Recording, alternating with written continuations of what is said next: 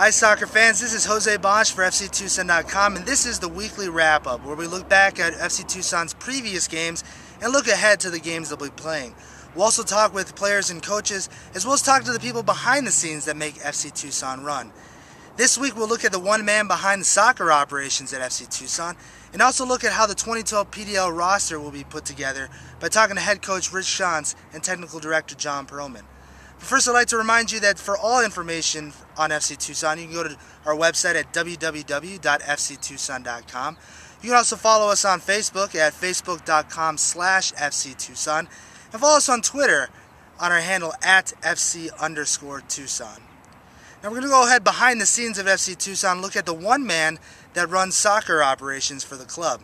Take a look. I'm Liam O'Connell, and I coordinate the soccer operations for FC Tucson.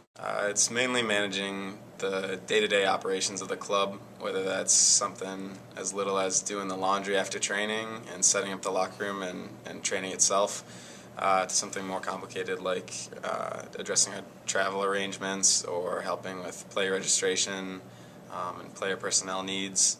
I enjoy doing this sort of work for the club and just being around soccer all day, so even though I might sometimes be, working in the facility by myself, the fact that I'm able to be doing work for a soccer club and have a pretty big impact on how the club is run, I think I'm able to put aside the fact that sometimes I am doing the work by myself. Everything he does, from washing laundry to organizing different things from players and whatnot, and stuff that we've had going on around here, has been a big importance for FC Tucson firsthand, and it's a big help having him here. I think is having a guy that knows what pros expect, and having that mindset when you walk in the building here is what's the best environment you can create. And I think Liam, having worked with the Revolution, has a pretty good knowledge of what a pro athlete would expect, and that's what we want in the locker room is pro athletes, that are guys that are striving to be pro athletes. They're still amateurs but are wanting to be one. We want to create an environment that treats them like a first-class athlete.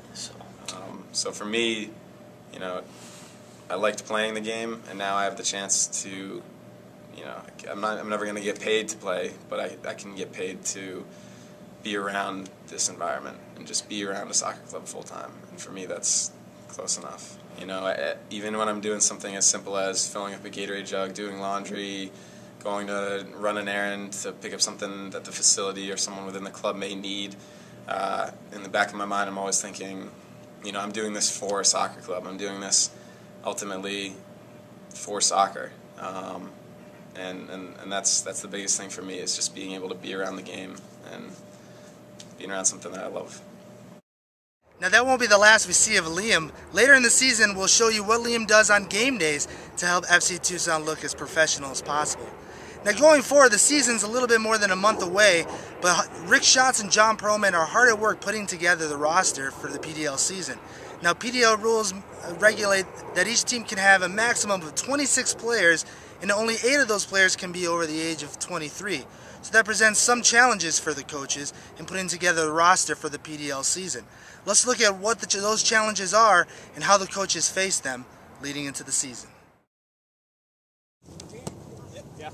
Get down there. You got to get down there. PDL does present very interesting challenges when it comes to how you create a roster and how you're able to function early in the season and late in the season. So, whereas we have to create a roster that's based on players that are now currently available for us that have had some time working together. So, the starting 11 we're looking at now is guys we've seen in friendlies against MLS teams and NASL teams. But knowing that we have some incredibly talented players we're bringing in, and they certainly have the ability to break in. And then players who are in college get released at different times. Some schools are on trimester, some schools are on the semester system. We'll have players available as early as May 1st, but also as late as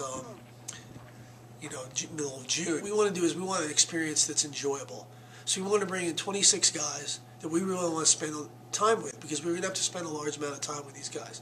We want the kind of guys who love the game the way we do, that appreciate the other values of soccer other than winning and losing, the camaraderie, that want to sign autographs for young kids that want to share their time at camp. I know what it takes to be a successful player at a very high level. What we're looking for is players that are going to be proud to wear the FC Tucson badge, as well as represent us well on the field and play a certain style of soccer. We want to play attractive, attacking, fast, free-flowing game. I don't make promises to any of these players. I'm very real with them. I have an open-door policy.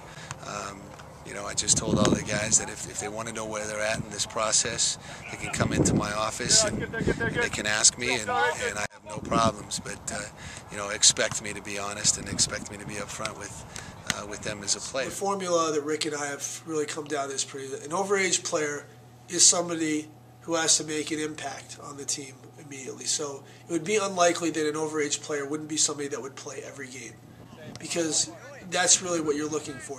That's not a player you're looking to develop. That's an impact guy right now. And since you only get 8 of those spots, you know, you need to be careful about how you use them. And so in my mind, I like to keep, you know, since there's a limit on that, I like to keep it around 5 or 6, so it gives me some opportunity to bring in 2 impact players in those spots without releasing a guy. Because an overage player playing PDL has probably moved away from something, committed to something, taken the time to do something. You know, they're trying to have their last run at maybe making a career out of it. I get attached to guys pretty quickly, and when they're out here sweating and dying for me, it's hard for me to hear Jon every day tell me, hey, I got another guy. So that's where the two of us, it's been an enjoyable balance. My goal is over the next month is to build the camaraderie, to build the team in every sense of the word, and as Jon continues to bring in new players. So my overall feeling right now is that I could put an 11 on the field that could play with anyone. Hey, look, this is one of my most exciting part of the days is showing up at this facility and working out with these guys. No stalling! No stalling! Well, it'll be interesting to see what the roster looks like come May 5th when FC Tucson opens the season at Fresno. If you want to find out what the roster will be, always go to our website at www.fctucson.com. You can also like us on Facebook at facebook.com/FCTucson and follow us on Twitter at our handle at FC_Tucson. Until the next weekly recap, I'm Jose Bosch for FCTucson.com saying goodbye.